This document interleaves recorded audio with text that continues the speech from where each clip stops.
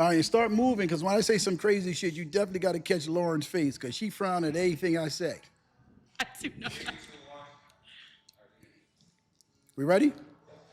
All right, well, good evening, ladies and gentlemen. My name is Jabril. I'm the founder of FuseInAction. It's a social media app that's based upon actually telling the truth about society. FuseInAction is an app that we've been working on for several years, and we're giving regular human beings They're gonna have it. Just a keep on. good perspective, or getting their perspective on life and on mental health and how everyday life affects regular human beings. Here on this platform, we discuss many things. But before we start discussing anything, I want to introduce some of my guests. Is that okay? Absolutely. My Please. first guest to the left, your name is? Prada Jones, and I'm an investor and developer, especially in the city of Philadelphia, Okay. multifamily, single family, and I help people raise money strategically to be able to afford and get in the game of real estate. That's great. That's great. Yeah. And over here, we have your name is? My name is Nate. I'm gonna represent the ATL as usual. Okay. Okay. I'm a serial entrepreneur. They told us to say what does mental health mean to us, so I'm gonna go ahead and put that in. Mental health is actually something that I was not fully aware of, but now that I Fuse, I've been part of the development of Fuse for a couple years now, and I recognize that we all struggle for mental health. So that's what it means to me. Yes. And last but not least, my guest here, Lauren Westerman, the CEO of You Can't Trust White Women. And let her explain to you exactly what she does for a living. So my name is Lauren. I've been a wedding and event planner now for over 15 years, and I also help people to monetize their brands and develop it. To monetize your brands and develop it. Yeah. Absolutely. That's right. If it ain't white, it ain't right. Basically, the purpose of Fuse is to give every human being on the face of this planet a voice. Regardless of your social and economic status, we all suffer from something. I have friends who are 100 millionaires, and they're suffering from the kids that are addicted to opioids and trank. We have people from all walks of life that we know that suffer from all types of mental health issues, whether it be bipolar disease, whether it's schizophrenia, depression, borderline personality disorder, and many other disorders. So here at Fuse, we're here to help humanity and help people, but also keep it real with you. All right? So anybody feel free to chime in about if you know anyone with an intellectual or developmental disability, or someone suffering from bipolar disease or borderline personality disorder, or anyone here who has suffered from any type of mental health issues. Feel free to chime in. Well, I'll start. I'm sure you knew I was gonna start anyway. Yeah. You probably knew that anyway. Yeah, ain't no And I'm man going coming out direct. here I'm with going a head directly that to the clean ain't topic gonna that I start want to go first. to. Oh, okay, I here we think I are. think half of America right now has a mental health issue when it comes to politics. When I it comes to think politics. yes. Explain. I think politics in this country has completely distorted a large segment of the American public. This progressive movement, this Trump deranged syndrome, this liberal movement, as well as far right movement, all of these quote unquote movements that are promoted on a consistent basis through our media outlets is actually pushing people to mental health crisis. You sit down with certain people, and if you tell them that you are a Trump supporter, they lose their mind, literally. And part of mental health disorder is your inability to, I guess, interact with other people or understand other people and have different perspectives. I think that's a serious mental health disorder. And as that has continued to grow in our society, now what happens is people begin to isolate themselves. I'm a progressive, I'm a conservative, I'm a liberal, I'm a feminist, And when you isolate yourself into these holes, you're going to struggle because you only have a small segment of people that you deal with. And then when you have to go outside of that small segment of people and you have to then interact with people who have different views than what you have, a lot of people can't handle that interaction.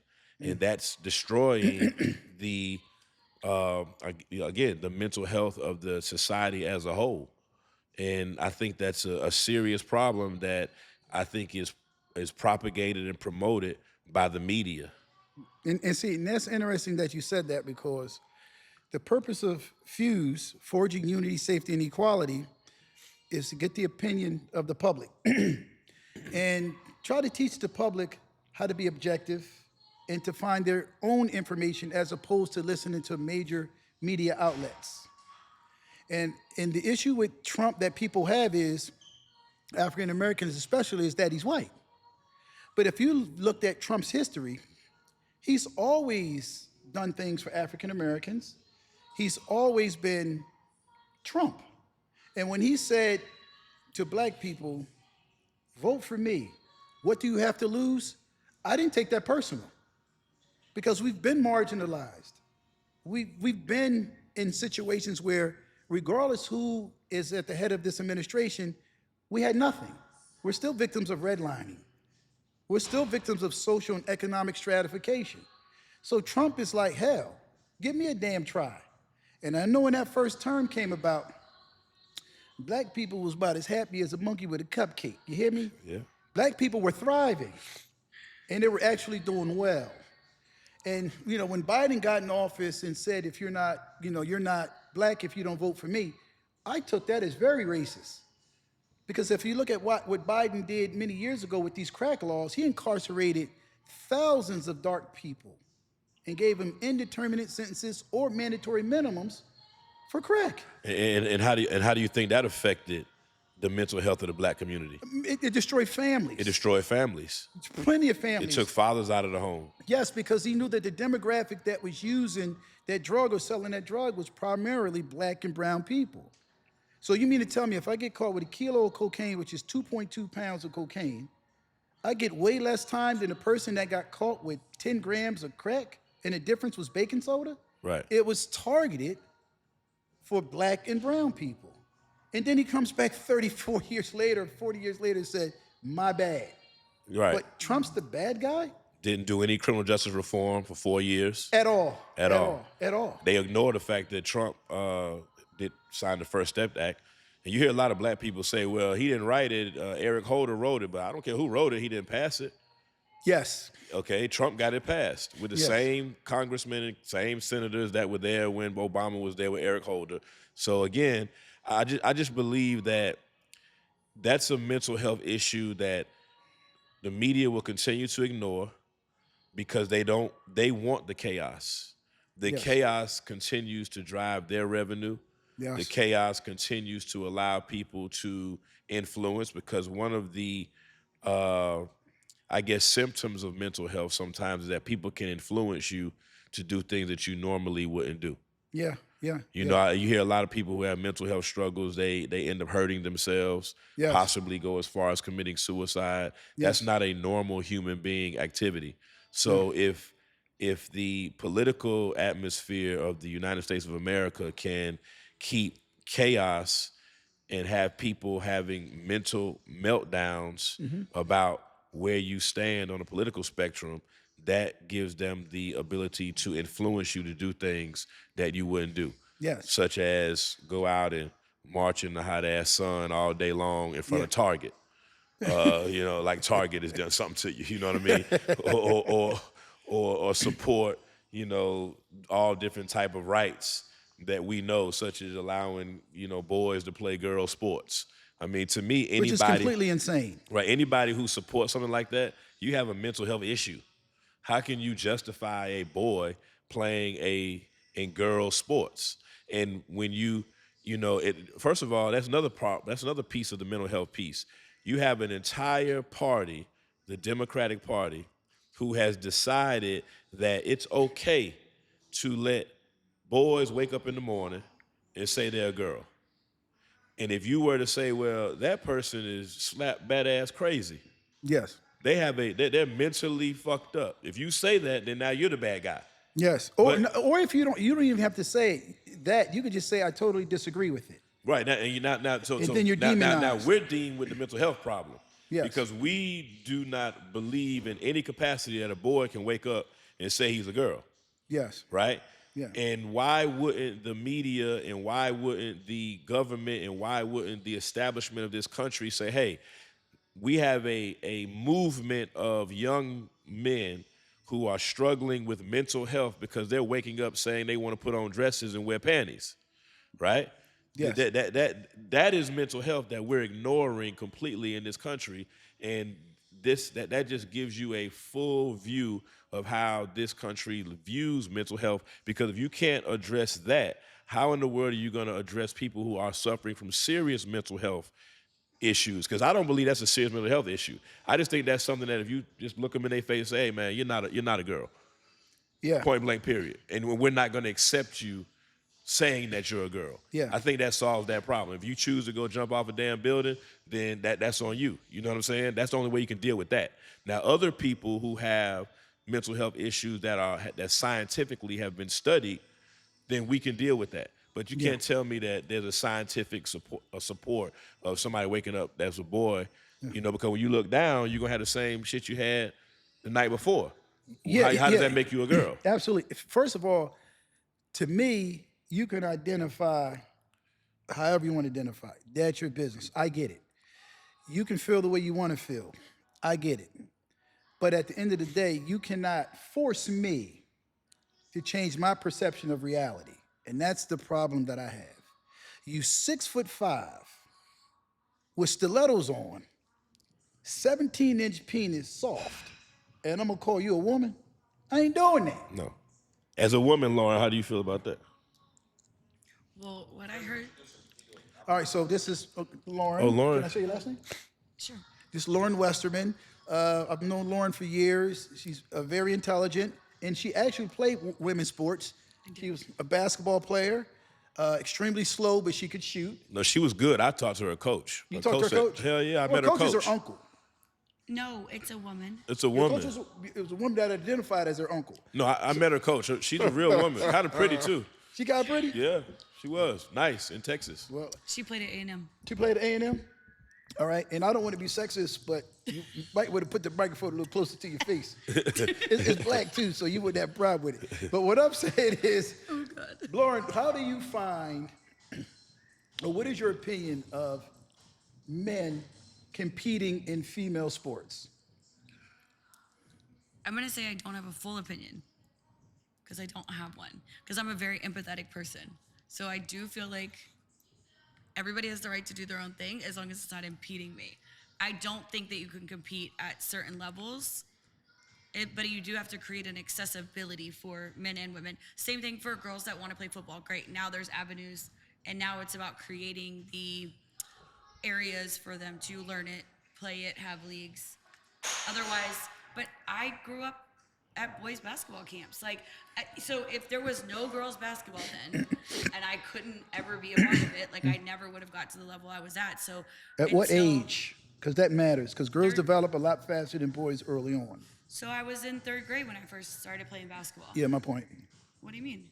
No, my point is, when you're a child, when you're younger, because I have boys and girls. Yeah, that's what I said. So yeah, Yeah. at a certain level, I think Yes. that there has to be a distinguishing level where you say, okay, we're at a competitive level for XYZ, and this is the divide. And I think the only way to do it, the only way to create a black and white answer is whatever you were born as is what you have to then compete as. Otherwise, it gets into the additional. Okay, so let me ask you a question on the same topic. He has a daughter, so let's see. How do you Let's see. how do you about your feel daughter how do getting you into that? feel about men who identify as women? Because you're a pretty brolic, husky guy. Sure. How do you feel about men competing in who identify as women competing in combat sports? Yeah, I mean, I don't approve of it. It's kind of like if we seen a male and a female fighting on the street, we were already like, we wouldn't be going for that. We would break that up. We would stop that. Be like, man, you tripping, right? You Yeah. doing too much. Or we might even jump in and fight against the guy. Yes. But I mean, so it's the same thing in a sports arena, a competitive place where you got a man and still a man, regardless of what, right? The strength is always 3 times, 4 times as a female. So that's a disadvantage already. So Typically. Yeah. typically, right? Yeah. Yeah. Yes. Because I saw one of those MMA matches when this guy beat the brakes off a woman. Wait, they were competing against each other? They were fighting in an MMA match, and he was elbowing this woman and punching her half to death. The referee broke it up, and this woman's face was completely disfigured. But she chose to be in that situation. I'm just asking. Yeah? Yeah, she did. She made a cognitive decision to No, get no, into she a didn't cage. choose to be in that situation. The MMA, that particular was a PFL, that league, because the MMA wouldn't allow men who The UFC. decided The UFC wouldn't UFC. allow- I'm going to say yeah, UFC UFC. wouldn't. PFL allowed a man who identified as a woman to compete in an MMA match. So I think So I she think didn't the put way- herself in that situation. She was forced in that situation. But she stated it. So I think there's two things here. But I think one big thing you can say is if we create a male sport, a female sport, and then we create Co-ed. co-ed arenas for it for people that do need to have accessibility, that is creating a level of empathy into whatever might be going on. I just think that you almost have to, like co-ed volleyball, you have 1 or 2 girls on the court because then it levels the playing field, Yeah, right? but that's a non-combat sport. So let me ask you a question, because a lot of women deal with abuse. There's been women in my family that's been physically abused by men. Some of my female friends have been physically abused by men.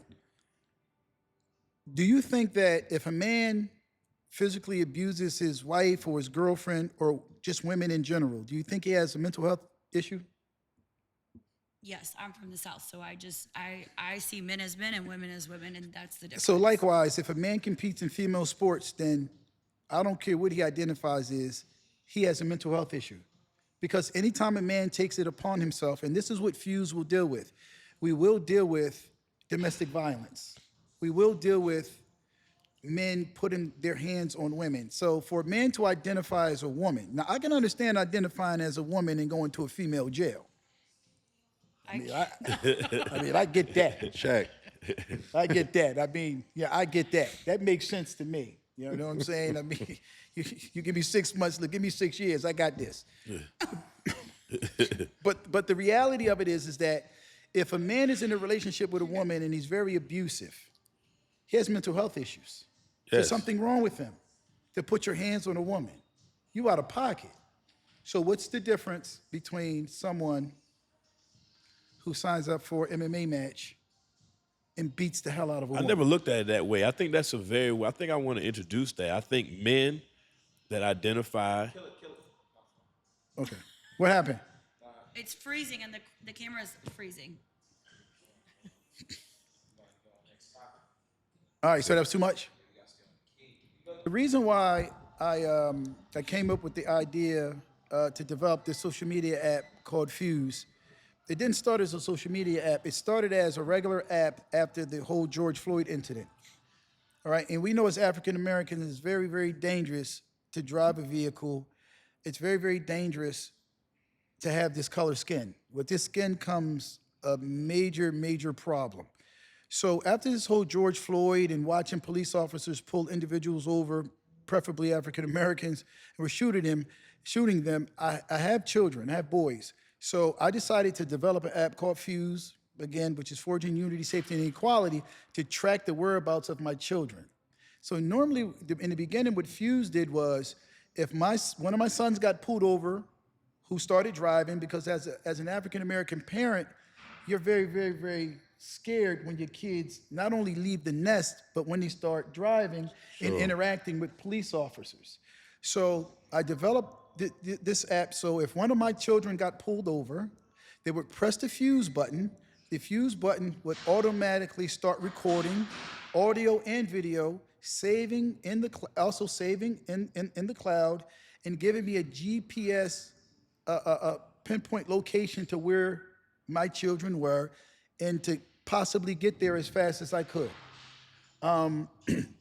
That's how it first started. And I suffered from a lot of anxiety, especially with my children being African American, leaving the home, because that is a tough situation for a parent. Not only did you have to watch out for police officers, but you have to watch out for other children who don't come from two-parent households that are very violent.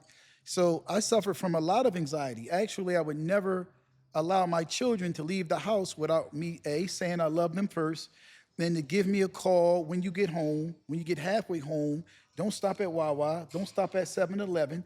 So I suffered from anxiety. And also, we know that since we've seen all of these shootings with police officers in America, especially with African American boys, you developed some type of vicarious victimization. You really feel that this is going to happen to you next, or your children next. Plus, I've had friends whose children were murdered in the streets of Philadelphia.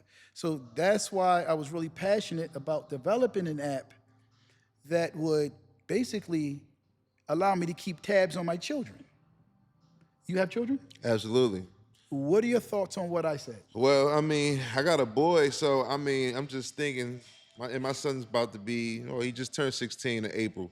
So he likes to play a lot of basketball, and they travel a lot.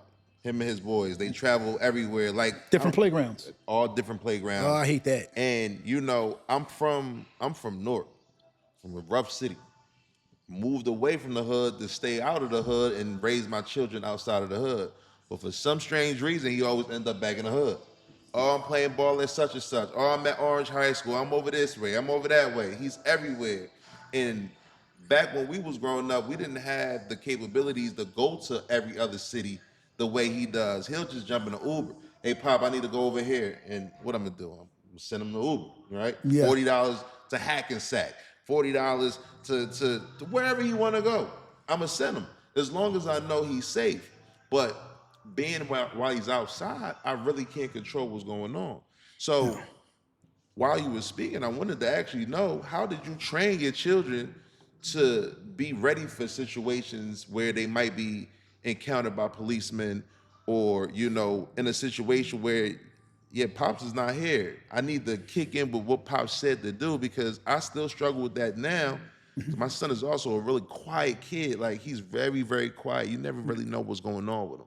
Okay. Right? And I try to get in and try to give him my morals and, the way I grew up and the things that I learned along the way. But I don't know how well it's sticking, because I'm seeing him turn into a different kid as he's turning into his teenage years. Yeah. Right? So I just want to know, how did you prep like young Brill to be able to be ready for those type of situations out in the streets? Well, the first thing I used to tell my son was, you're not riding 2 and 3 people deep. You're not. 3 black kids in the car looks like they're going to a goddamn shootout. Sure. They're gonna run down, spin the block. And my son at 16 years old was driving my Bentley to school.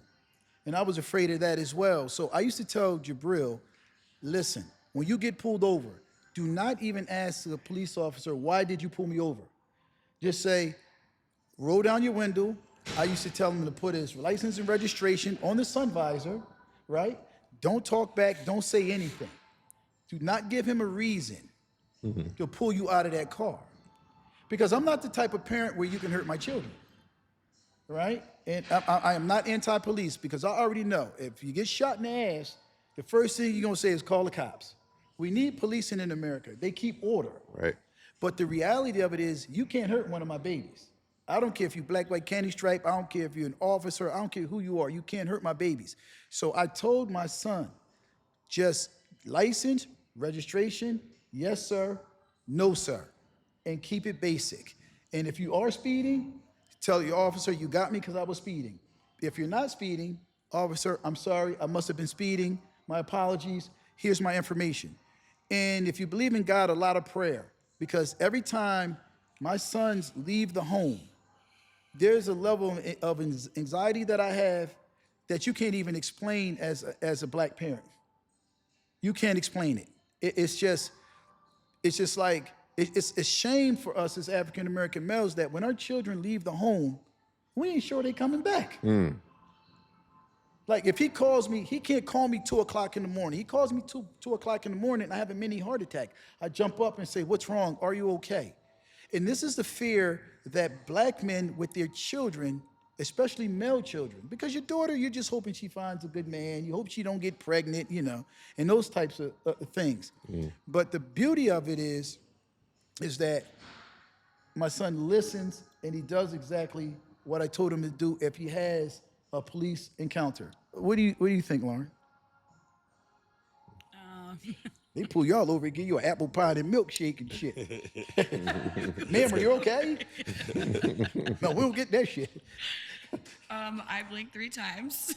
You what? I blink 3 times to say I'm in danger. Cop pull you over, he take you to Chick-fil-A and shit.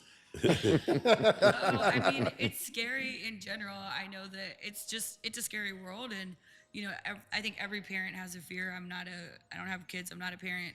It's not my thing, but I still feel that for other people, right? Even just teammates, friends, extended friends of family, things like that, and watching any of those things from people that are supposed to protect us. But I do think that, like you said, we need them. There has to be a mutual level of respect, and we just need to find a common ground and a place to continue to teach that. And just talk about what Nate was talking about earlier, like there's this narrative that's sort of pushed into the media that it doesn't feel as comfortable, right? So you only know what you're exposed to. So Yes. if that's all that you're seeing, then it creates the anxiety, it creates the fear. But the reality is, out of however many men, that's one very isolated incident. Typically, I mean, it doesn't make it any better, but if we can work on creating a middle ground where there's not a fear and there's a mutual respect, and we're pushing multiple messages and not just the certain message of beating into media all the bad things, then it would make it better. Yeah, I agree with that. I mean, it's a lot of policing that goes on, and it's very little shootings. It's very little people are being killed, African Americans being killed, But the reality of it is that you know me. I've had every car possible: Rolls Royces, Lamborghinis, Aston Martins. Oh, I've witnessed it. Trust me. I've been in the car. I've been in the situations. I have witnessed it my own self. Yeah, Period. It's not. It doesn't make it fair on either side, right? But I'm just saying that for the kids, for the parents, we need. If the app is the platform, if wherever it is that we can push the message properly and create opportunities for them to learn how to handle things, and for the police to be able to come in as waving a white flag, like, hey, we are here to help, and we want to create a mutual understanding. I think that's super important. So Nate, I was going to ask Nate his take. So Nate, what's your take on not just police brutality, but what we have been seeing in the media concerning cops shooting African American children or adults? Well, I've got 5 kids. I've got 3 boys. So I remember it might have been 2 years ago, you and I had a conversation about Fuse. Yes. And this was the narrative that you pushed about wanting to make sure that there would be a platform that could help, your kids or young black kids when they have police interactions. And that got my attention. But I also believe that Fuse has the ability, as Lauren just said, to create a better narrative. I'm 51 years old, and I've never had a negative interaction with the police, ever. And the reason why is because my uncle, who was in the streets all his life, gave me some very good advice that I would love to give. I gave my sons. And the advice he gave me is, first of all, like you said, if you get pulled over by the police, just cooperate. Because I can come get you out of a jail cell, but I can't come get you out of no box. Right. Yeah. You understand? major, So major. regardless of what they do, they can toss you on your head, take you out the car, do whatever. In today's community, in today's society, with body cam and all other things, I can sue the police department. They giving away millions of dollars if you handle me improperly. And we can handle that differently because we have lawyers, we have bond money. You understand? And we're not going to run. We're not going to resist. We're not going to do any of those things. Because if you really did deep down study of 90% of the police violence against black men or anybody, they were probably resisting, running, or had some criminal activity going on. So if you have that going on, you have to expect what's going to happen. But I think Fuse has the opportunity to push a narrative that will help young black men or young men, period, understand that there is a common ground of interaction with police. And if you cooperate, 95% of the time, you won't have any issue with them. I'm more concerned myself because I'm a numbers guy. Statistically, if we're talking about the black community, okay, there's only 4% of America is made up of black men, 4% of the population, but we commit 50% of the murders. So I want my son to use Fuse when he's out at the basketball court, turn it on, let me be able to go to the video so I can watch while you're out there. And if anybody decides they want to come out there and pull the guns out, like the mass shooting, they had 3 of them here in Philly in the last week. Because the weather was nice. That's why God said, let it rain. Yeah, exactly. So I want to be able to try to get to my son, or at least be able to send a message out, son, get your stuff and get up out of there. Because statistically, my son is much at a greater risk of getting murdered by somebody that looks just like him Because than most he is a crime, police officer. most crime is intraracial anyway. It's intraracial. But let me just say this. Let me just add this part, and I guess we can go to the next segment. But I'm going to tell you what's the missing part here. The missing part here is that we talk about police brutality, and it's not as widespread as the media likes to make it seem.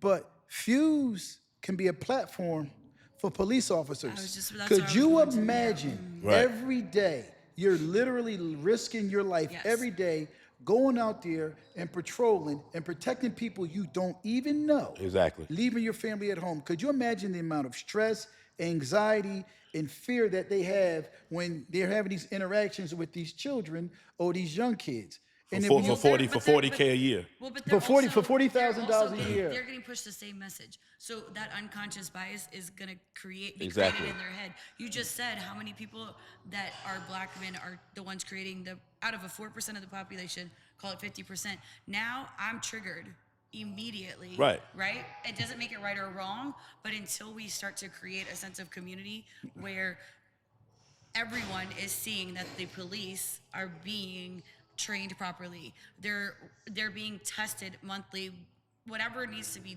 done in order to say, okay, I know that my community police officers have been checked on, they've had a break. That's it? Yeah, because I had another point I was going to make. And we can make it. Okay, yeah, because, one of the major points I was going to make is that police officers have the highest rate of divorce. Of course. They can't cope. That's what I'm saying. They are not mentally trained. Yeah, Everything, yeah. if you look at all of those things, the officers are We got enough. We good, right, bro? Overtime because of whatever.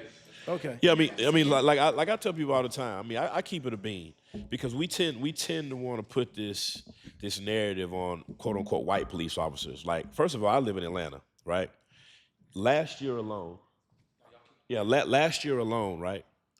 Last year, and this is what 25 and 24, there were 21 black men in the state of Georgia killed by police officers. You know why you never heard about it? Oh, jeez, why? Because 19 of them were killed by other black police officers. Okay, so the only time you hear about a black man getting killed by a police officer is when a white dude does it. But again, I'm in Atlanta. In DeKalb County, Fulton County, Gwinnett County, Clayton County, 90% of the police force is black. Probably 70, 80%. That's probably a more accurate number. So you don't hear about the police killings in Atlanta because it was other black police officers. So when you spill a narrative like that out to the community, right? Now you have you have black people, young black people, who are being mentally influenced to dislike the police, right? And now you turn that around and say, okay, I'm a slow, because most people who don't even want, most police officers are not the hippest, most attractive, masculine men. That's a bullshit job. Who the fuck wants to go risk their damn life for $40,000 a year? He probably was being picked on. Probably some white dude was picked on some damn where, some shit faced motherfucker who nobody want to deal with. So now he's got a fat, ugly wife at home and 3 ugly kids at home, and then he pulls your black ass over. You got dreads hanging down your back. You fucking weed. When you roll the window down, the shit smell like weed. And you talking about what's the problem, officer? Right. Well, yeah. Why you pull me over? You moving around all kind of Could've ways been because an you AR-15 nervous and in the shit. motherfucking So car? so you're asking this dude to make a decision whether he wants to go home with his fat ugly wife and ugly kids, or if you look like you about to pull a gun or you doing some shit like that. You understand? If he put one in you, human nature is human nature. And again, since we're talking about utilizing the application to get a narrative and a message out there, right? The narrative and message should be that, hey, the police officers, 95% of police officers, 99% of police officers are here to do a good job for the community. Don't run from them. We need to teach them the police decree. Did you know that in America, there's a national police decree? When they talk about this qualified immunity shit, there's a national police decree. If you turn and run from the police, just simply turn and run, they have the right to make a decision whether they want to use deadly force against you just for running. Why? Because you could be running them into an ambush. You could be running towards a weapon. You could be running towards anything. This is good. But most black folks don't know that. So when you take off running, you automatically put your life in danger. You getting this? I'm green.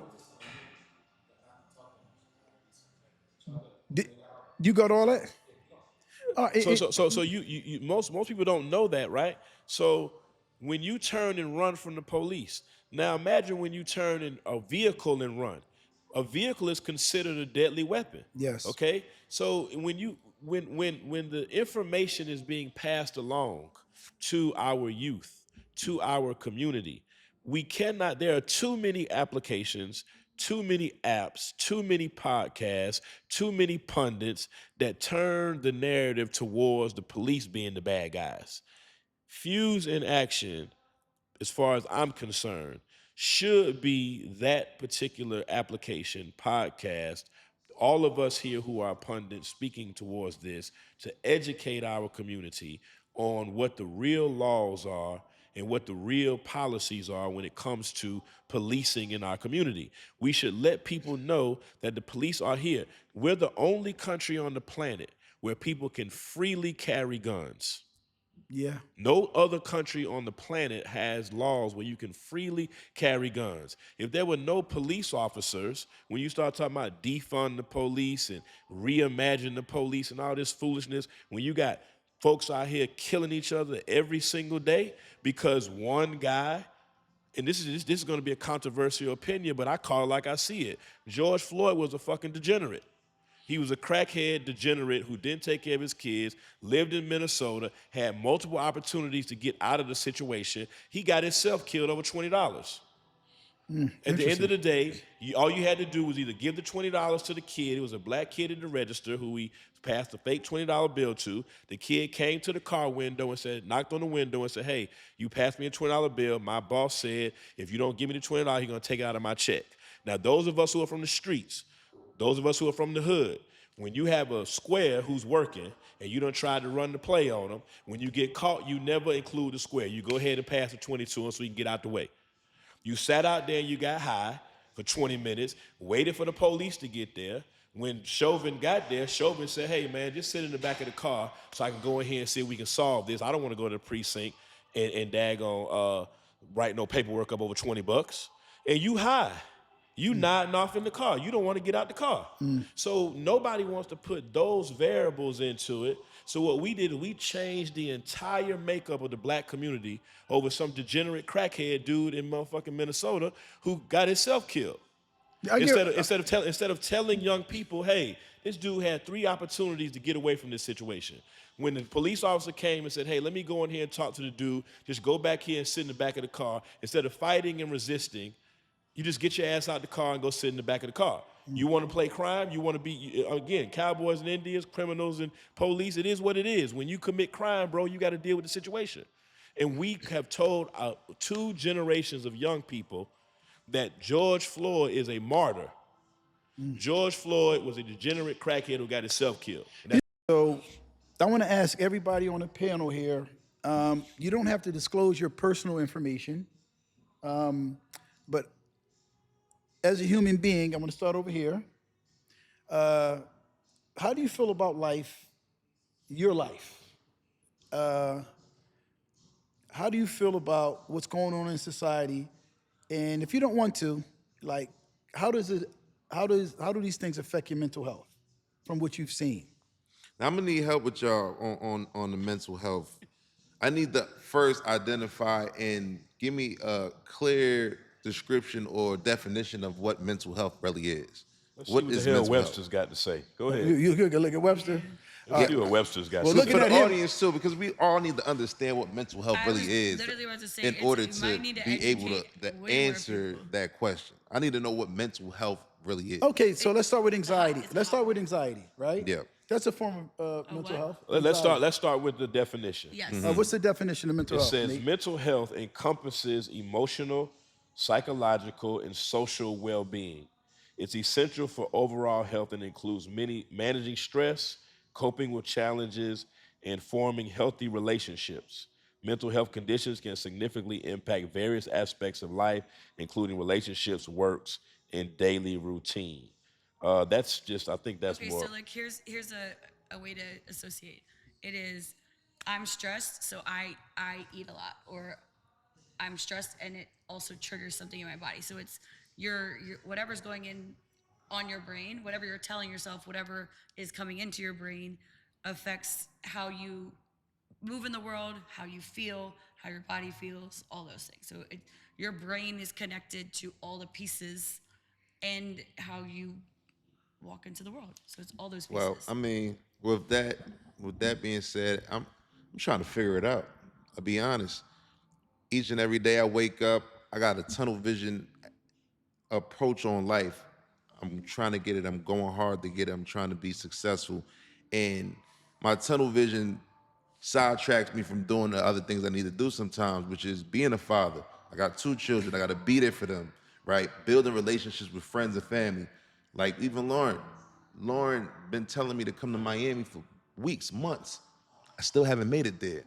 But that doesn't mean I'm a bad guy, because when she comes around, I try to show her like, hey, Lauren, I'm here. Like, I heard you say come out there. I'm just so tunnel vision, I couldn't make it, right? So I'm trying to make sure my relationships with friends and families is still being built and strong. So, you know, each and every day as a man, period, not black, not white, just as a man living in America, it's a stressful life, right? With money, without money, and then you add the family factors, the children factors, and not to go too far left, but shit, my son lost his mother, right? And when y'all talk about mental health and anxiety, I mean, that was my dog, right? So that's his mother, but that's my dog, that's my friend, right? And I lost a friend, but I gotta watch somebody lost his mother each and every day, and I don't know what is going on in his head, which hurts me at the same time. You know what I'm saying? So I gotta live through all of that each and every day. So when you ask me how I feel, I mean, as a man, especially a black man, I just gotta keep going. So I never really sit and think about how I feel. But do We- you we consider never the do. fact that you don't think about how you feel based on the definition we just read? Would you be willing to accept that as being a mental health issue? Oh, absolutely. Based on definition, it's gotta be 1,000%. Even within the last 12 months, I realized I had high blood pressure. And I'm the cleanest eater on this couch. You have stage 2 hypertension. You understand what I'm saying to you? I can tell, yeah. So I got the cleanest habits. I eat well, I exercise, and I try to go, you know, I do what I gotta do for myself, but every time I check the pressure, they tell me it's high. Well, If you're not sleeping enough, so if you're not doing the certain things that your body needs, but he don't to have time to rest- sleep. I understand, but I would like to say this: what is success has become a trigger for mental health because in other countries or before the internet defined what success is, nobody was always chasing that things. Family was important. Sundays, everybody sat down, had a meal. You know, there was family time. There was a cutoff time of work, right? So the most relevant thing in that is he's tunnel vision towards success and leaving those things behind. But if tomorrow doesn't come, what did success drive you to that created? Lauren is absolutely right, but I'm no therapist, but I'm gonna diagnose you because we kind of sound the same.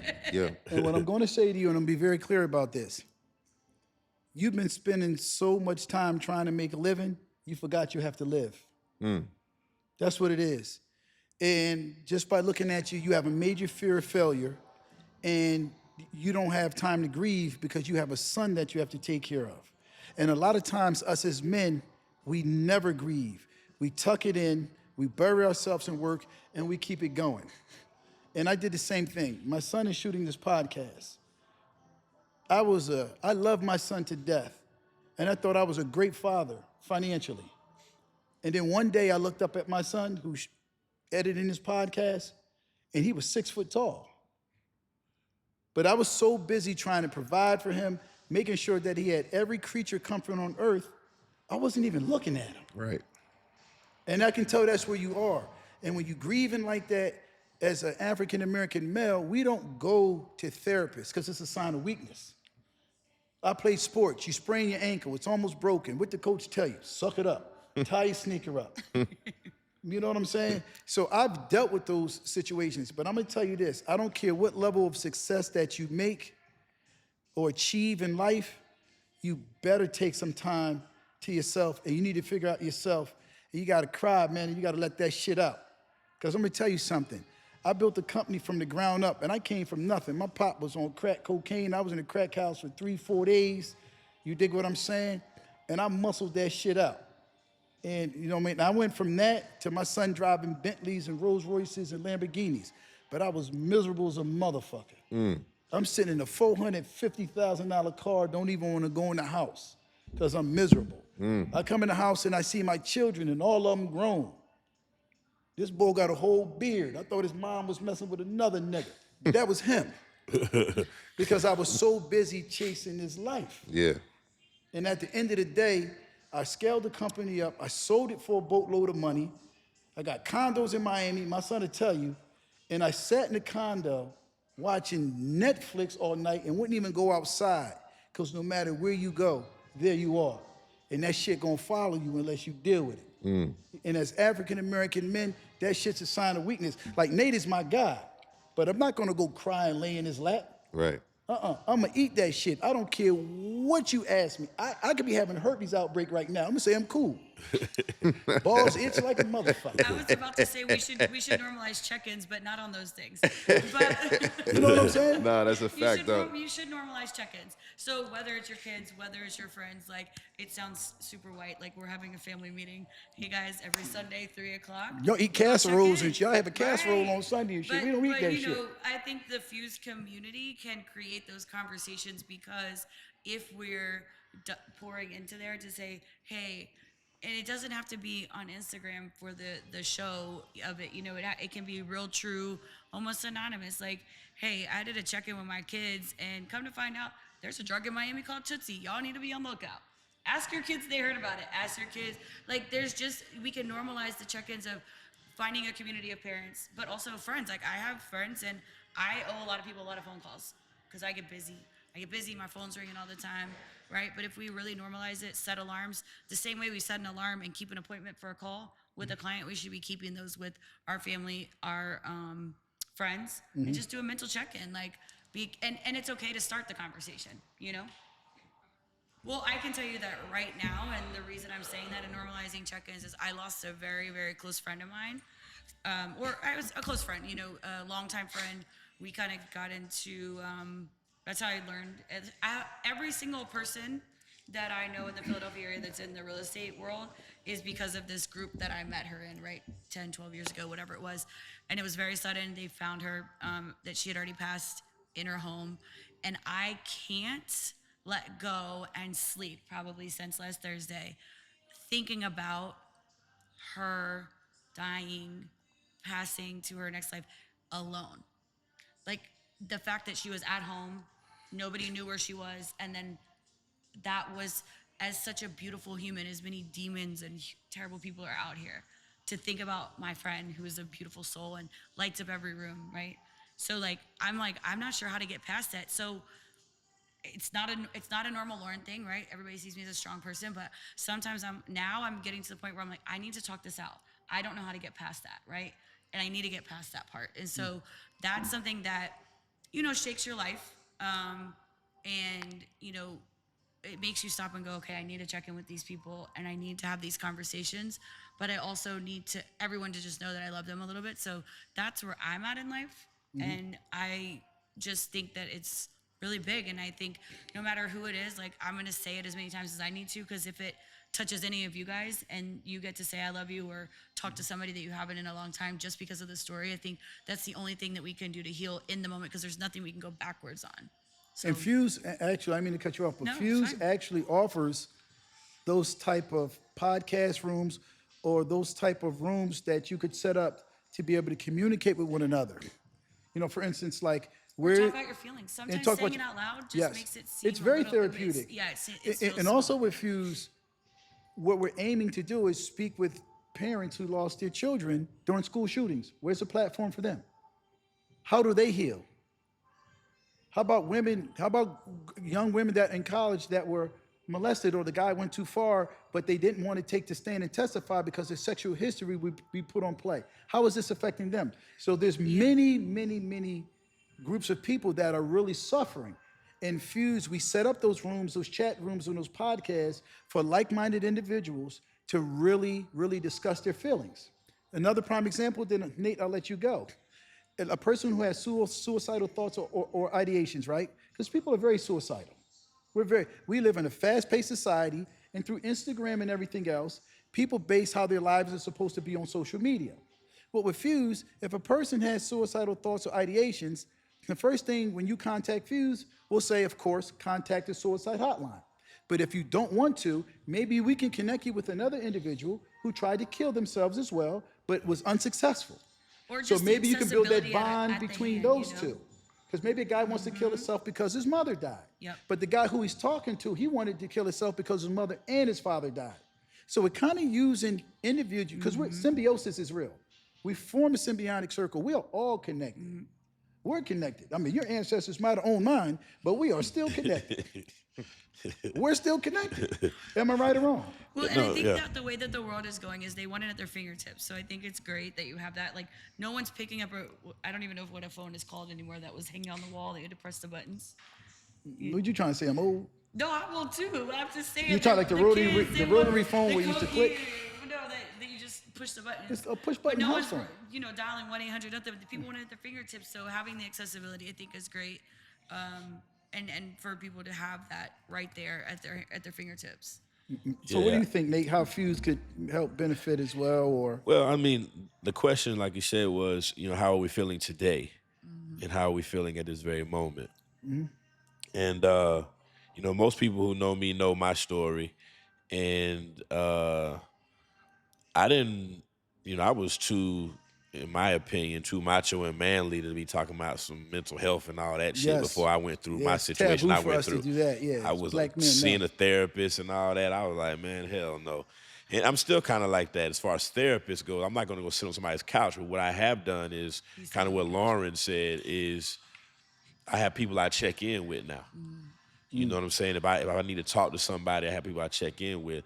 And I had to recognize, because when I came home, I went through such a bad experience that I had to check and see whether I had mental health issues. came home from where? When I came home from prison, Oh, you did prison time. yeah, I did 5 years in prison. And those 5 years I did in prison, I did my last year, I did the entire year in the hole, in solitary confinement. hole? Yeah. You know what my uncle said, and I'm gonna cut you off. My uncle, God have mercy on his soul, he did 9 months in the hole. And one thing he said to me, which was very interesting, and I'll never forget it. He says, when you are in a hole in prison, he says, if you don't learn to love yourself, you will kill yourself. I probably would have never killed myself, but you definitely learn to love yourself because you're in such a isolated situation. But again, I think God has a way of presenting situations, and you're supposed to take all of those situations with you every day of your life going forward. That I was in the hole for 11 months in a cell with just me and one other person, 10 by 10. Showered, shitted, slept, everything, ate, whole 9 yards in this one cell. Never went outside because it was during COVID. Okay, so never went outside, didn't see sunlight, and we couldn't talk on the phone. I got, my mail was 3 weeks on delay, so I don't know what the hell going on with my kids, my family, nothing. Just the whole, I'm just there, right? And when I came home from that situation, I needed to do a self-check-in. I needed to check in. I wasn't going to no therapist, but I needed to do a check-in like, yo, nigga, you done lost your mind? Are you crazy now? You know what I mean? Because some dudes come out the hole crazy. You know what I'm saying? I didn't know if I was crazy or not. You know what I'm saying? I didn't know if I had lost my mind or not. You know what I'm saying? So I need to ask some folks, hey, man, am I moving the same way I used to move? Do I talk the same way, act the same way? You know, but what I've done now is that, like you talk about, I'm a serial entrepreneur. I work very, very hard. Once I start on something, I am like a focus-driven, success-driven, and then I have this fear. It's like I hear demons or I hear people that I refuse to fail. You feel what I'm saying? It's almost like people watch me, and I think it's in my mind. So that's my mental health struggle. It's like I don't think anybody, in reality, I don't think anybody wakes up in the morning saying, what the fuck is Nate doing? I don't think they do that for real. Well, but I know what you're doing. You shaving. Your shit is bald. I know exactly what you're doing. Shaving good. Yeah. But I do feel like that, right? But I have to go do check-ins on that because sometimes that can become overwhelming. And then I find myself feeling like I was when I was in the hole. I'm isolated because everybody, even people that work with me, they don't move the same way I do. They don't work as hard. Well, they do work as hard as I do. They just don't work like I do. Feel like you're in a hole out here. Yeah, it's like I'm in the hole because I'm the only person that's willing to like this. Like, I mean, I came to Philadelphia to take care of some business in the morning, do the podcast. Right. I got an 8 o'clock flight. I left Atlanta last night at 11:30, and I got here at 2 a.m. I left Charlotte that morning at 6:30 and got there, slept for 3 hours at home. This is the type of shit that I do. Everybody don't work like that. Mm-hmm. So I'm isolated in that area, and I have to check in with people to make sure. And I do that, and that helps me keep a clear head in where I am today. And I feel comfortable, and I'm confident enough now with my circle of people to be able to pick up the phone and say, hey, this is how I'm feeling right now. You know, have you seen any changes in my actions or anything like that? And let them tell me what's going on. And that came from the experience I had when I had to do that 11 months in the hole. Well, I can tell you another thing where jail really benefited you too, because you've been sitting there over an hour in that $2,000 sweatsuit, and that shit ain't got one wrinkle in it. You must put lemon water in your eye. My clothes are like my visitation shit. You know, ain't lying. We used to have to put our visitation shit under the mattress. And leave it under the mattress. You sleep. You might get a visit every 3 months, so you done slept on some shit for 3 months. That shit come out crispy, boy. No, he's crispy clean, and you know it ain't even like he got a body for that. He built like one of the mannequins at Target, but he got a nice sweatsuit on. Okay, sit down.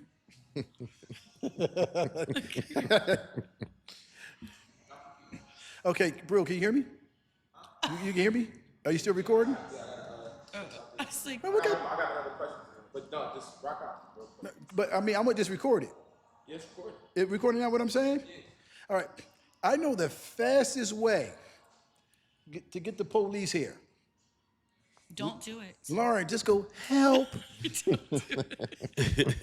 Motherfucking helicopter. Help. That SWAT gonna come through the window. And they gonna come through. They gonna come through one of the windows. I can tell you this. If SWAT come, listen, Nate ain't laying down in that motherfucking sweatsuit. You going to handcuff me standing up.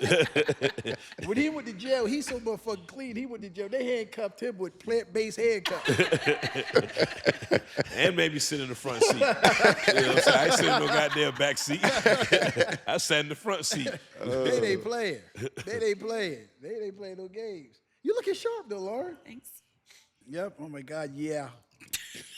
That's how the white girls sound in the porno movies, don't they? Oh my God, yeah. Oh my God, you're killing me. Oh my God, yeah. Look at Evie's face. He know. Don't talk about her. She's like, Look, he ain't even moving. Nah, for sure. God, what is This boy can hold his breath for 2 days. You gotta go to the bathroom? Yeah, that's the high blood pressure. Yeah, that's pre-diabetic shit.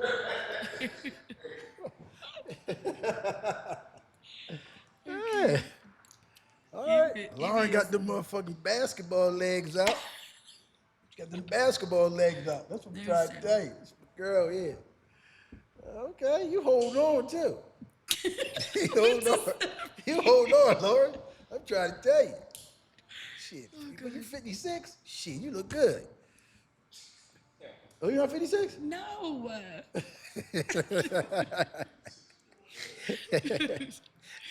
Yo, I was at an Olive Garden and this girl ID'd me for a margarita. You ate an Olive Garden? I like that place. Oh, I can get that for some breadsticks? Yeah. Oh, all right, go ahead. And a margarita. She looked at my ID and goes, "You look amazing for your age." I was like, "If you don't take your little 18-year ass over there and get my fucking drink." That's right, boy. Wow, you Oh, look great you for looking your good age. though. You're allowed to say that. Actually, no, you wrong. Oh, I didn't know. No, were we keep recording. I talking, was just yeah. talking shit. We'll put that up in there. Yeah. Laura was the only white girl at OJ funeral. I'm done. I can't. It's gonna be enough for me.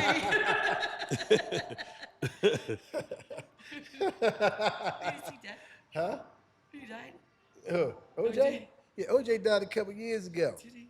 Poor guy. Yeah. He did it or he didn't do Yeah, it? Nate styled him for his funeral. They got Lauren was the only white girl at OJ funeral. That's bullshit. You can tell Nate in the gym though, his stomach ain't as big as it was before. Yeah. Shit, yeah. I don't gain weight, man. But I'm Yeah, going he was home this big, week. yeah. I'm gonna lose 9 pounds in 1 week. 9 pounds? Yeah. You gonna starve yourself? Nah, I walk 5 miles a day. Yeah. That's the trick. Yep. That walking. I walk 2 or 3 miles in the morning, 2 or 3 afternoon, 2 or yep. I walk 5 miles a day. Yeah, you I'ma cool? eat salad. Yeah, he I'ma had to eat go to the salad bathroom. every That's day. that hydrochlorothiazide. That shit make you pissed, don't it? Nah, man, no pills, man. Go You ahead. don't take no pills? Hell no. Drink some beet juice. Yeah. Okay.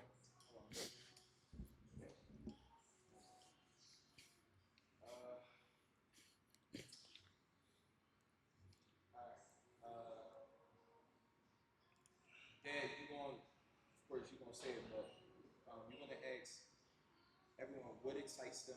Make it a group discussion. Like, what excites everybody most about the app? What feature of the app Do they like the most? is each person like looking forward to? Shit, do y'all even know the features? You know we don't know enough to answer that. I'm about to say that. Yeah, but so just tell them real quick. Hold on a second, Lord. Like, you still recording this shit? Yeah. I'm trying to cheat off your test. Lord, crazy. Yo, this is the first podcast we did with a coyote on set. Well behaved too. Well, Oh, it's okay. what's the name of that dog? Evie. Nigga. What is it? No, that's not what it said. Evie. Nate texting his tailor right now. Yeah, he bidding on Run DMC's first sweatsuit when they did. This is the style of Run DMC old sweatsuit. Right now, No, yo, I love it. that right, he in the auction right now trying to bid on LL Cool J's Rock the Bell sweatsuit. Yo, that motherfucker hair so clean, look like he got alopecia, don't it? Alopecia. Yo. Yeah. Nope, we don't know the features. No, I know the future. No, yet. he's over here What's talking my shit. favorite feature of Fuse? That's what you asked me? Yeah. Wait, you have to work on the way you say, the way you talk about Fuse. Okay. I know. This is my first time. No, but you do it. All the acronyms. You have to be more clear. Make it Forging stop. unity, safety, and equality. There you go. All right, so I'm gonna do that now. I just want to say for the record, Nate head is so bald I can smell his brain. I can't do it. I can't. He needed to get it out. You're almost done. We're gonna go back to normalcy. No. Come on. Okay, I know mine actually. Yeah. Okay. Okay, so we're back at Fuse's podcast. Fuse again means forging unity, safety, and equality. And I want to ask the panel here, starting with Lauren. How y'all be trapping all those athletes?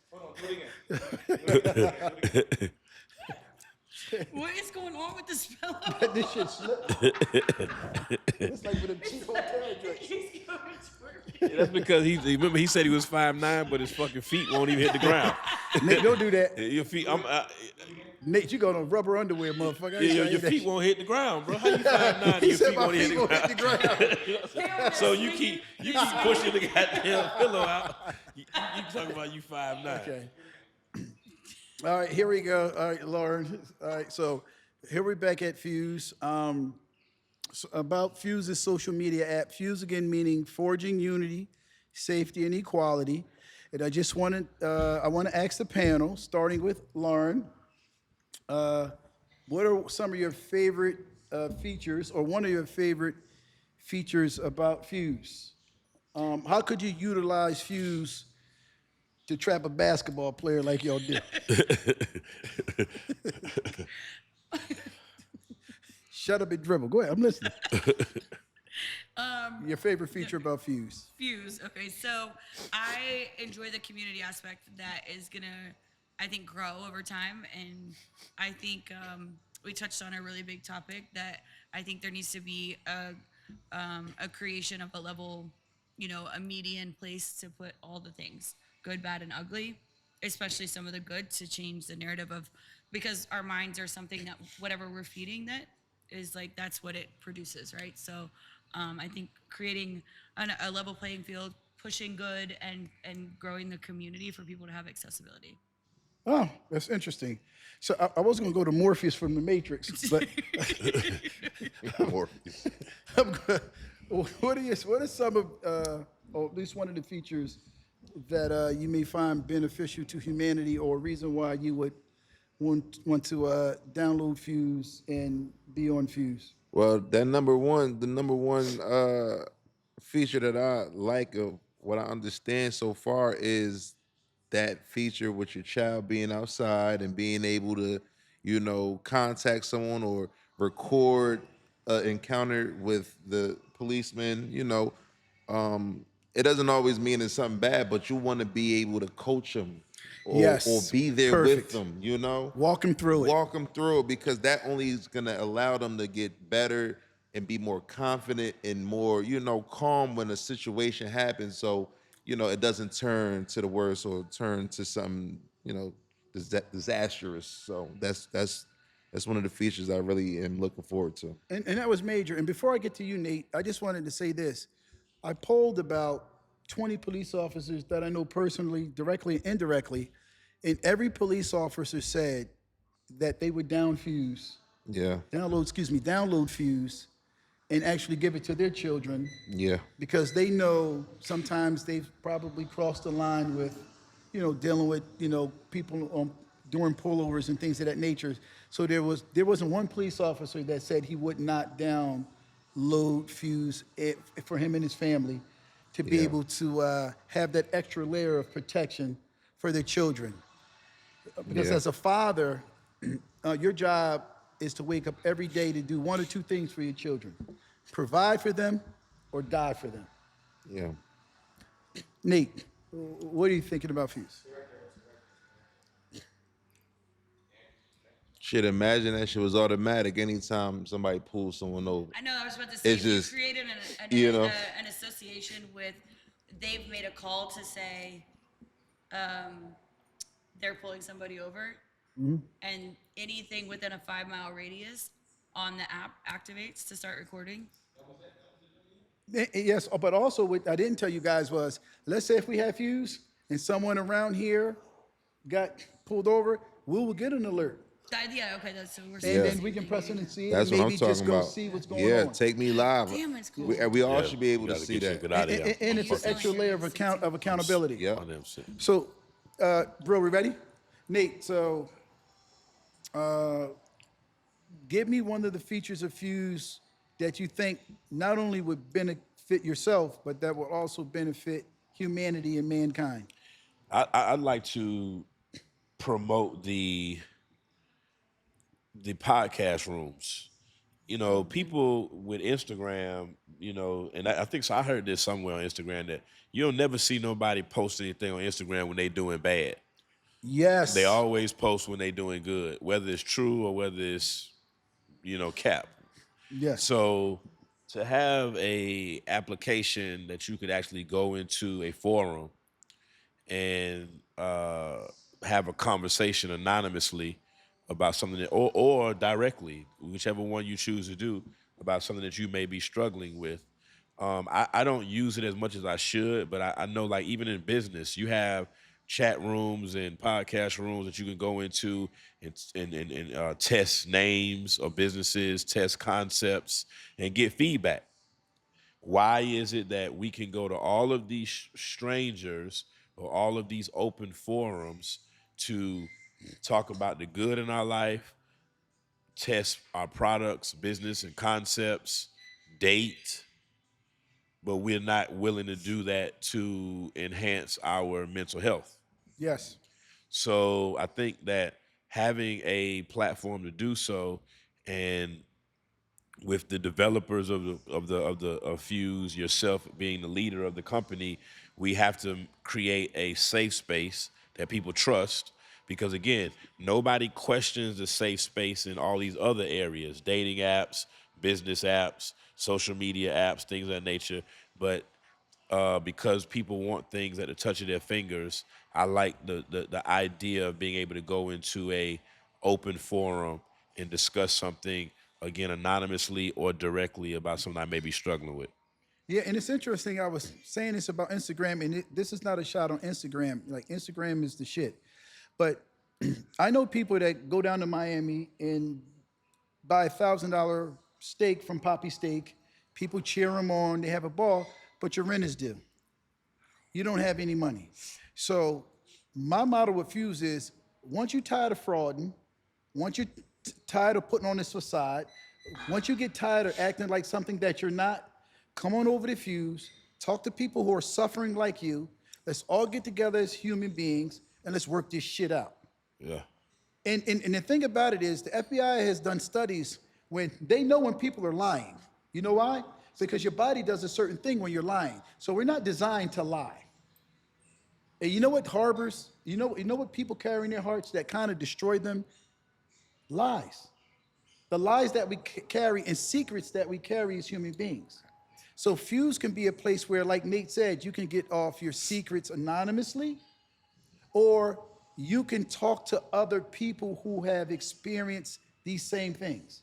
Because every time I turn on Instagram, and this is not a shot at Instagram, everybody I know is a millionaire. Everybody I know has an AMG Benz. Everybody I know is doing great. And this isn't the truth. But we have to normalize that. We have to normalize that and create a sense of community, of support wherever you're at. And don't just talk about the good, and normalize talking about the process. You don't have to talk about the struggles. You don't have to talk about the losses. You don't have to call it that. Again, we feed our minds, and that's what comes out. So if we normalize talking about the process and teaching the process to others that are interested in it, then it does create, okay, this is going to take me 14 years. So I was not a great wedding planner. I didn't mess up anybody's wedding, but I wasn't great at the beginning. But I learned over time, and I think you have to normalize the process. I got here over time, and I think that's sort of that instantaneous content that's like out there is not normalizing the conversations of the process. Well, I think that's the beauty of Fuse, though. Okay, so I guess this is a segment where we discuss what we took away from this conversation and basically what we've seen from each other. I've seen Lauren bring in a trained coyote to a podcast. But outside of that, what I've taken from this conversation is that I think I have a very smart panel.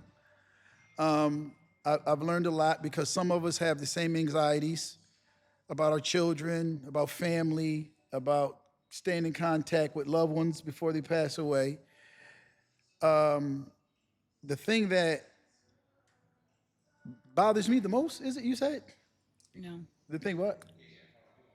Yeah, give me that. The Give me thing that. is, what you took from the podcast, Okay. and what would you tell somebody Okay. who's struggling right now? Okay, so what I took from today's podcast is that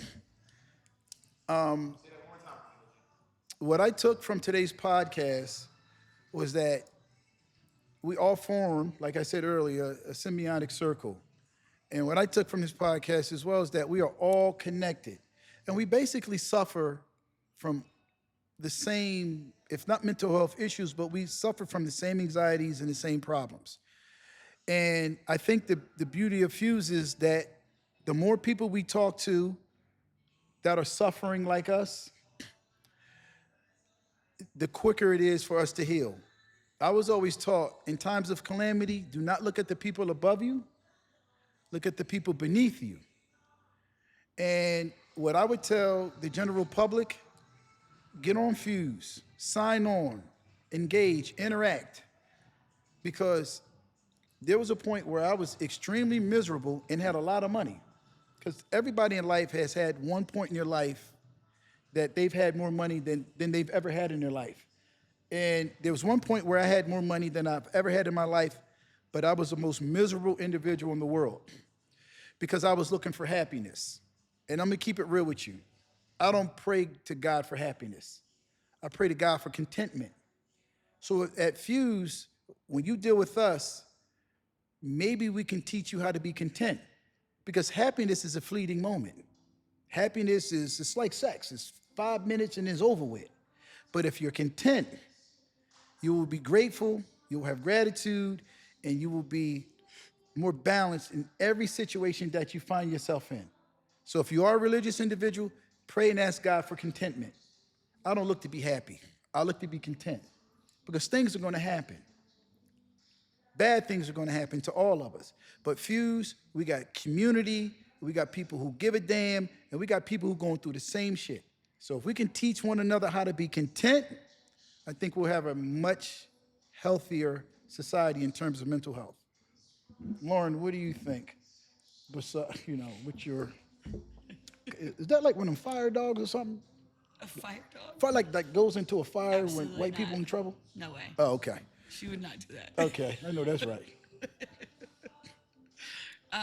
What did I take away from today?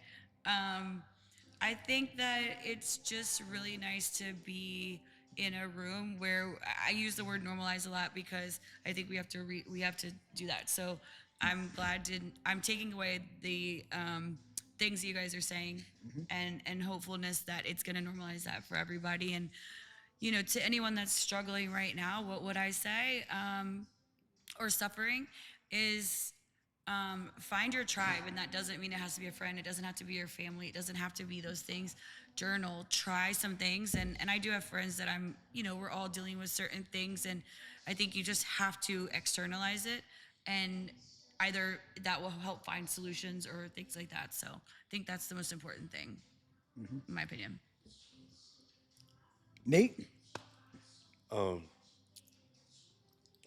I definitely took away from what you just. I was going to say the same thing. Is that we all struggle from some very similar things, and whether or not we identify it as a mental health struggle or not, I think that knowing that everybody else struggles with the same things, and if they consider it mental health, you can consider it mental health, so you can get better treatment for it. Because I think the type of treatment and the way that you address your struggles determines a lot about how the outcome will be. So, and if people who may be struggling right now, I think being honest with yourself about struggle is what I would want to tell someone. Be honest with yourself. Somebody who probably lied to themselves about certain struggles that I had for many, many years, struggles about, how I approached people, things, what my thoughts were. I lied to myself for a long time. When I began to be honest with myself about my struggles, That's the key. then I was able to address them and I became a better person. And I realized that more people loved me than I actually thought loved me. I was, I only thought, there was a time I only thought my mom and maybe my mom, well, I didn't even think my dad loved me. I just knew my mom did, you know what I mean? Yeah. But once I began to be honest that, hey, you struggle in this area, you struggle in this area, I became a better person. And I think Fuse, the app itself, will be a platform for those who may not have a large group. They can create their own tribe, and they can go and utilize the resources that are there and become better people. I think when you address your mental health struggles, you become a better person. But you have to be honest that you have them first. Yo, man, that was beautiful, man. Like Yeah. that sweatsuit you got on, that was beautiful. Well scripted, Nate. Well scripted. I know, and that shit was off the top of the dome. That was that was really good. really really nice, man. I really appreciate that. So I like how Nate was giving it up today. A lot of the things he was saying was resonating. And one of my major takeaways was balance, right? You gotta have balance in life ultimately. Nate was in a hole, tapped in with himself, but immediately after coming out, he also had to check in and see where he was at in society, right? So it's not just about learning yourself and learning to love yourself, but you also got to still go out there and say, hey, I need to communicate with the rest of the world still and see where I'm at, what my status is. And we did a little small version of that today, right on this couch, right? I don't know most of y'all intimately, right? No, But I was able to open up to y'all and talk about my and that's son, what talk Fuse about my is. family, talk about my health issues, Right. right? And it felt good. You Right. know what I mean? Wow, Like, that's major, man. Yeah. so That's major. it's things like that. I think the balance, even what we was talking about, work, having that balance of, yeah, we're gonna go hard, we're gonna go get this money, we're gonna focus on success, but at the same time, we still gotta, like you mentioned, find time to live, Yeah, right? You got to find time to live. And that goes into the health thing too, especially with where if you're not focusing on health, the health going to find time for you, right? It's yeah, going to find time for you to figure out, listen, you need to sit down and take care of yourself like you take care of everybody else, yeah, right? Because I take good care of people. And I don't take care of myself the way I take care of the next person. So, yeah. And it's interesting too, man, because like I said, my son is shooting this podcast, and you compare his life to mine. My life means nothing when it right, comes to the protection of him. And he's 6'2", 240. He right. say he's 225, but he really 240. Because that's who we are as fathers. That's who we are as men. And even though I just met you 20 minutes ago, you see the bond that we're developing through Fuse. Right. And we have more in common than we could ever imagine. And we have the same struggles because the same anxiety you have, I had a couple of years ago, which prompted me to start developing this app. And we got many more to come, ladies and gentlemen. We talking about everybody, any topic, every subject. It doesn't really matter. We don't discriminate on Fuse. We're going to tell you the truth as we know it. Everybody's opinions here, these are their opinions, right? Fuse, we have our own opinion, right? But we can honestly say that we accept everybody at Fuse. You don't have to be famous. You don't have to sell 2 million records, right? We're dealing with regular people. And like you said, we're bonding and we just basically just met each other. So, all right. So I just want to say I had a good time. Lauren, thanks for coming. Help. You know what I'm saying? Are we done? I think so. All right. Well, I ain't got no caviar money, but okay. Okay, I'm gonna say this. I'm gonna say it now. I can say it now. Okay, and I'm gonna say, okay, I would like to say thank you for everybody coming out. We got my man Prada on my left, who came out from East Orange. Yep. of North Jersey to come out and sit on this podcast with Fuse. I'd like to thank Lauren Westerman for flying in from Nova Scotia, where ain't no black people. Now she came from Miami to come with the podcast, and I'd like to thank my man Nate for coming out from Atlanta. You know what I mean? He's really popular in Atlanta. He got a lot of good stuff going on, but he came out to pay us a visit and give us his opinion, and you're going to be seeing a lot more of him. And last but not least, Fuse is just not a social media app; it's a movement, and we're going to be doing a lot of great things. And just look forward to seeing us. We on our way.